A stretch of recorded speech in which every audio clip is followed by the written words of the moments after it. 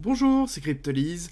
Aujourd'hui, on fait, comme tous les samedis, un petit point un peu sur le BTC, voir ce qui s'est passé. On a eu une semaine quand même qui était en mode roller coaster, où on a fait une remontada suivie d'une grosse descente. On va essayer de comprendre un petit peu pourquoi, voir ce qui va se passer ce week-end, et notamment à l'ouverture, pour préparer tout simplement la matinale de lundi, où globalement, je pense qu'on aura des bonnes indications sur ce qui s'est passé ce week-end.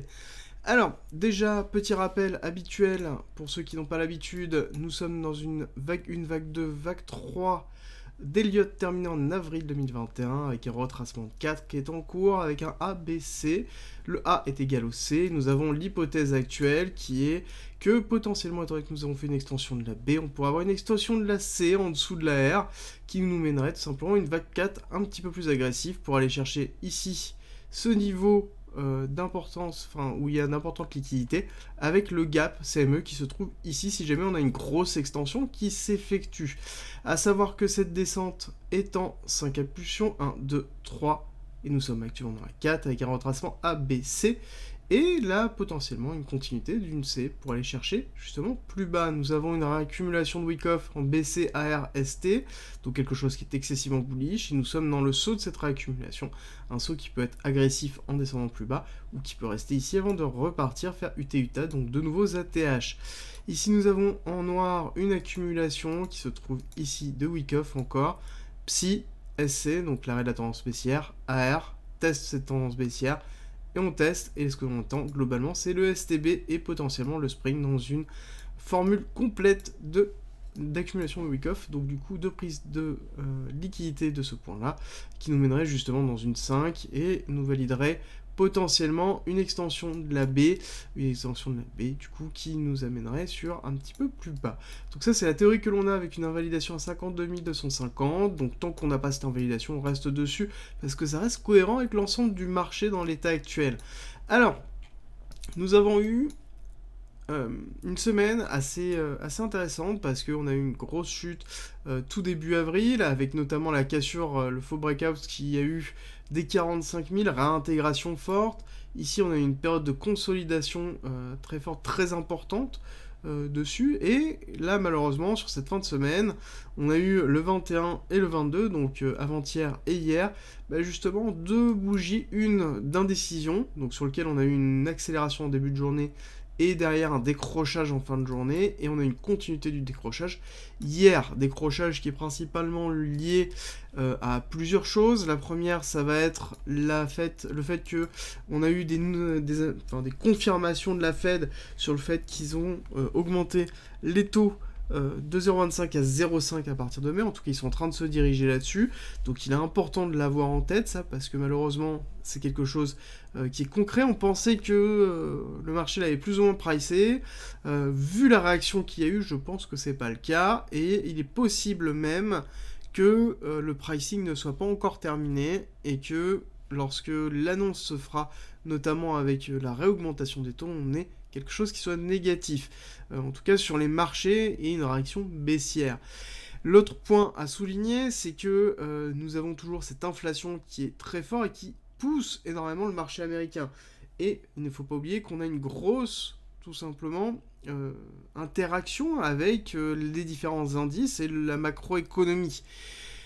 Actuellement, même si le BTC et les cryptoactifs sont des valeurs refuges anti-inflation, le problème c'est que l'inflation en elle-même crée des répercussions excessivement fortes sur l'économie globale et sur la macroéconomie.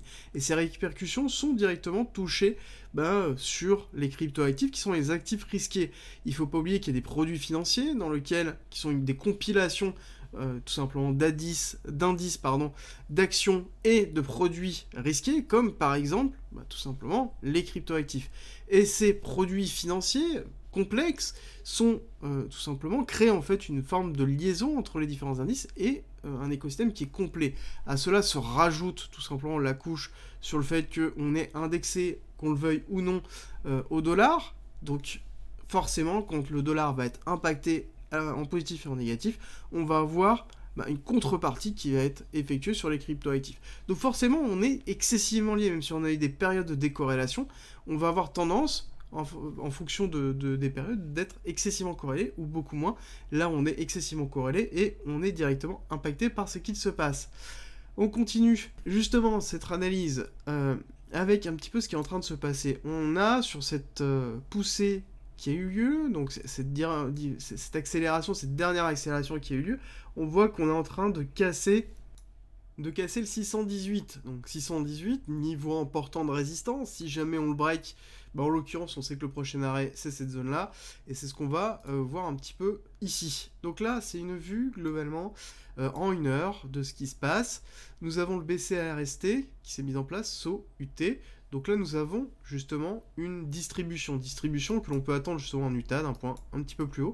Mais néanmoins, la distribution va nous appeler à potentiellement descendre. Est-ce qu'on descend tout de suite? Ça, c'est la grande question que l'on peut se poser maintenant. Alors, je vais charger un petit peu plus le graphique pour voir ce qui s'est passé ces derniers instants, et c'est intéressant de le noter. C'est que nous avons ici une accumulation qui est en cours, justement sur cet arrêt de descente, avec un SCARST. Nous avons le STB qui a été effectué. On a eu un break-off structure mineure, donc une accélération du cours. Et le problème, c'est que cette accélération du cours, c'est heurté à quoi? C'est heurté au niveau 382, tout simplement du retracement de Fibonacci sur le retracement du mouvement entier. Et on voit qu'on est redescendu très bas, même si on est sur une zone très intéressante qui est le retracement de cette accélération 786 qui est en même temps sur cet order block là. Donc là on pourra avoir une petite accumulation pour un signe de départ. Il est évident par contre que si jamais on casse ça derrière, ça veut dire qu'on va chercher tout simplement le spring.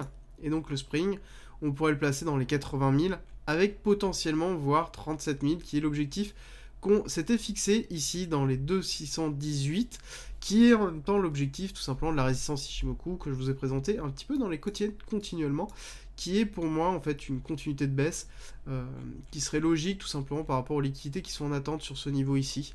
D'accord, donc ici nous avons eu un travail de ce niveau à plusieurs reprises, donc on a beaucoup de liquidités qui sont en attente, on a des zones importantes d'inducement à aller travailler, donc ça pourrait être logique d'aller travailler cette zone ici. Donc là on a une belle corrélation qui est en train de se faire, une corrélation qui est notamment au niveau du Nasdaq. Si on regarde au niveau du Nasdaq, nous avons des schématiques qui sont en train de se mettre en place. Pareil, ici on a travaillé le 786, on en voit qu'on a fait une extension au niveau du 786, du retracement de ce niveau fort, et qui correspond tout simplement à un objectif important qui est tout simplement le 2,618 de cette impulsion baissière, d'accord, qui est tout simplement, ici nous avons un retracement qui a été effectué, on prend l'impulsion baissière et on voit qu'on est allé chercher justement le 278 avec une extension. Le prochain arrêt, c'est le 3618 à 13 000, hein, d'accord. Donc là, on pourrait très bien avoir le Nasdaq, une continuité du Nasdaq à la chute, et tant que le Nasdaq chute, le BTC, en fait, tout simplement, sera entraîné dans cette chute-là avec un ensemble d'autres indices, comme par exemple le S&P 500 et d'autres indices américains qui, malheureusement, sont directement impactés par rapport à ça et à la cohérence tout simplement du marché financier actuellement. Donc ça c'est vraiment important de le garder en tête, c'est que le prochain objectif c'est potentiellement le 13 000. La bonne nouvelle c'est que nous avons un BTC certes qui a entraîné mais qui résiste grandement parce que sur ce type tout simplement de chute du Nasdaq, bah, on aurait pu avoir tout simplement une accélération très très forte ici du BTC. Malheureusement, heureusement plutôt, ce n'est pas le cas, on a une bonne résistance. Donc ça veut dire que on a, malgré une corrélation, une résistance du BTC à la chute qui est en train de se faire. Ça veut dire aussi que si jamais on donne de la respiration au BTC, donc tout simplement on a un Nasdaq qui arrête de chuter, qui range ou qui pousse un petit peu, je pense qu'on pourra avoir une accélération, notamment du BTC. Ça veut dire aussi qu'il y a une certaine confiance qui s'effectue, on a pas mal d'achats qui sont actuellement faits. Après, on a quand même une grosse problématique. Je vais vous montrer. Rejoins-nous sur Discord. Tu y retrouveras notamment ma stratégie d'investissement qui est disponible gratuitement. Je montre comment je construis mon bag, le fonctionnement de mes optimisations, quand acheter, quand vendre, tout pour éviter justement les principaux pièges. Si tu aimes mon contenu, like, partage et abonne-toi, ça m'aide énormément. On a une grosse problématique. C'est un petit peu ce qu'on voit régulièrement, c'est que qu'est-ce qui se passe dans cette zone-là? Nous avons les personnes qui achètent ici. On était bien remonté et on continue à accélérer sur le pourcentage d'achat, donc de long au niveau de Binance, donc qui est le plus gros exchange. On a un pourcentage qui est bientôt à 80%, c'est énorme. et on est repassé de 80 à 85, on n'est toujours pas au 90 heureusement, mais donc du coup ça sous-entend qu'on achète encore un levier en longue, donc en effet c'est une zone importante pour un rebond, c'est ce que je viens de vous expliquer à l'heure actuelle, mais néanmoins plus on va acheter un levier sur ces zones-là, et donc pas forcément en spot, plus tout simplement le cours va être déstructuré, on a forcément beaucoup de clusters de liquidation qui se mettent en place en bas. Certes, on a quand même des clusters de liquidation qui sont au-dessus avec les shorters, mais néanmoins, actuellement, plus on appuie, là on le voit bien, de toute façon, dans tous les cas, hein, on achète cette baisse, plus on achète cette baisse, plus on aura tendance à chuter avec des possibilités de long squeeze qui sont effectuées. Donc là, il faut faire vraiment très attention. Autre point, nous avons le CME. CME, c'est globalement tout simplement le contrat à terme de Chicago qui est clôturé, qui réouvrira lundi. D'accord ? N'oubliez pas que les gaps du CME sont importants, parce que ça veut dire que tout simplement, si on a un gap entre le moment de l'ouverture et le cours actuel, on aura tendance à aller tout simplement le combler. C'est un petit peu ce qui s'est passé ici, nous avions un gap entre ces deux bougies-là, entre tout simplement le week-end, et on voit qu'on est allé le combler assez rapidement. C'est un petit peu l'idée aussi sur le Nasdaq, on pourrait très bien avoir un gap qui est en train de se faire avec un BTC et un cours qui pousse, donc on pourrait très bien avoir un gap qui se crée avec une bougie qui commence ici, et donc on aurait ici une continuité baissière qui se ferait avec une accélération, ou à contrario un BTC qui chute, et donc du coup on aurait ici un cours qui commencerait plus bas, et donc une accélération du cours vers la hausse, et qui serait même plus intéressant. Le souci, c'est que à l'heure actuelle, quand le BTC range enfin, en tout cas une accélération baissière, généralement, on va avoir tout simplement une période de range qui va s'effectuer avant d'avoir une validation du mouvement. L'avantage, c'est que cette période de range joue énormément sur les altcoins, donc on pourrait avoir des altcoins qui vont performer ce week-end, mais néanmoins, le BTC risque d'être en mode un petit peu latent et avoir une ouverture fin dimanche soir et lundi qui risque d'être assez mouvementé. Donc il va falloir vraiment surveiller, est-ce qu'on va avoir une continuité ou une reprise au niveau du Nasdaq pour pouvoir repartir à la hausse ou à la baisse. Les autres éléments que je voulais vous donner, notamment c'est très important, ça va être Ichimoku. Vous allez voir que notamment Ichimoku, nous avons plein de choses qui sont en cours, et c'est juste un petit instant, je vais nettoyer ça. Hop, on va sauvegarder juste Ichimoku, et deux choses. Donc là, nous sommes sur le Nasdaq, nous commençons à avoir ici en daily un signal potentiellement, donc là, si jamais on a une continuité baissière qui va arriver, on a la ligne span qui est ici, nous avons le Kumo qui est en train de shift, donc qui n'est pas encore validé, on est positionné en dessous, on a eu la cross qui a été effectuée, on a bientôt un passage du Kumo, donc ça devrait pas trop tarder. On a sur du daily, on commence à avoir une entrée en Ichimoku sur un short. Donc là, c'est pas forcément excessivement positif, parce que je vous rappelle qu'il y a beaucoup de traders d'indices qui sont sur Ichimoku. Ichimoku marche très très bien sur les indices.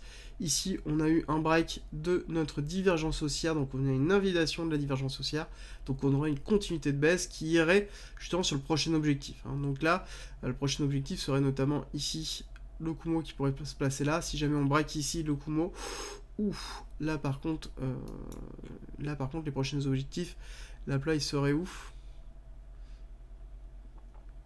Le prochain gros aplat se trouverait potentiellement ici, à 13 000, donc qui sera encore notre objectif, donc qui serait une première zone de résistance en effet. Donc là, on aurait les 13 000 qui seraient travaillés très fortement et qui pourraient justement être une chute. Si on regarde un petit peu en weekly, voir ce qui se passe, on voit qu'on est là vraiment dans une zone aussi chaotique. Parce que là, on est pile poil sur une zone de résistance weekly, très importante. La prochaine zone, je parie que c'est 13 000. Ah non, 13 200, je n'ai rien dit. La suivante, c'est un petit peu en dessous des 12 000. Et on commence à voir ici, si jamais, là, on a une clôture, donc on a une clôture baissière avec une validation. Si jamais on a la semaine prochaine qui casse en bas et qui ne remonte pas, on aura une très belle entrée weekly pour tout simplement un trade en short sur du Nasdaq. Et donc ça veut dire aussi malheureusement un petit peu sur le BTC, parce que si on regarde ici le BTC, hop, on va faire pareil, on va se retirer l'arborescence, hop, donc on garde ça. Nous avons notamment des petites choses qui sont en cours, donc nous sommes en weekly sur BTC, on voit que là, la bougie est en train de se clôturer. Alors, par contre, c'est une bougie d'indécision. C'est très très bien. Ce n'est pas terminé, mais là, vraiment, cette semaine, il faut qu'on clôture qu'on va essayer de réintégrer un petit peu au-dessus. Parce que si on ne réintègre pas au-dessus, ça veut dire que, en l'occurrence, on aura encore un gros signal de sell en weekly. Et là, par contre, c'est pareil, ça veut dire que ça validerait aussi le Nasdaq en chute, et donc on aurait une cohérence des différents indices, ce qui est normal étant qu'ils sont corrélés, mais du coup on aurait une incidence très forte, avec une chute et une continuité de la chute, un petit peu ce que je vous explique depuis un certain temps. Là, on aurait vraiment un signal très fort, donc il faudrait faire très attention, notamment en position, si jamais vous êtes en longue, surtout sur les altcoins, parce que tout simplement, si le BTC décroche, la majorité des altcoins décrochent, pas la totalité, on n'oublie pas la totalité. L'important, c'est qu'on aimerait bien avoir du ranging qui s'effectue pour garder les longues qu'on a pu avoir sur les altcoins et avoir un petit peu de performance qui est effectuée. Sur du daily en Ishimoku, malheureusement, c'est pas positif. On a la ligne Spine qui potentiellement va arriver et casser le dessous. S'il casse le dessous, là, on aura une très belle entrée en fait, encore pour du short, avec comme objectif cette zone-là, cette grosse zone d'aplat qui est à 35 000, qui serait vraiment ça, ou 37 000 déjà dans un premier temps, qui est tout simplement la résistance weekly de Ishimoku. Donc les traders Ishimoku là se préparent en l'occurrence à une continuité baissière qui est en train de se faire, et malheureusement, on a quand même beaucoup d'indications qui nous disent ça.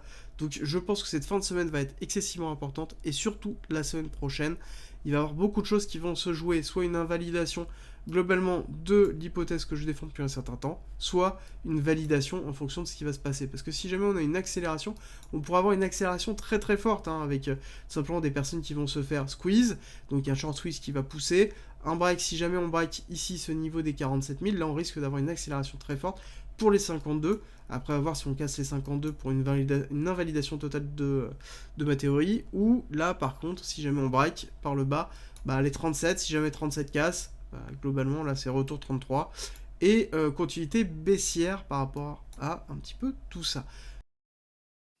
Merci d'être resté avec moi jusqu'au bout. Abonne-toi, partage si t'as aimé et rejoins-nous sur Discord. C'est avec plaisir qu'on t'accueillera. Et à très vite.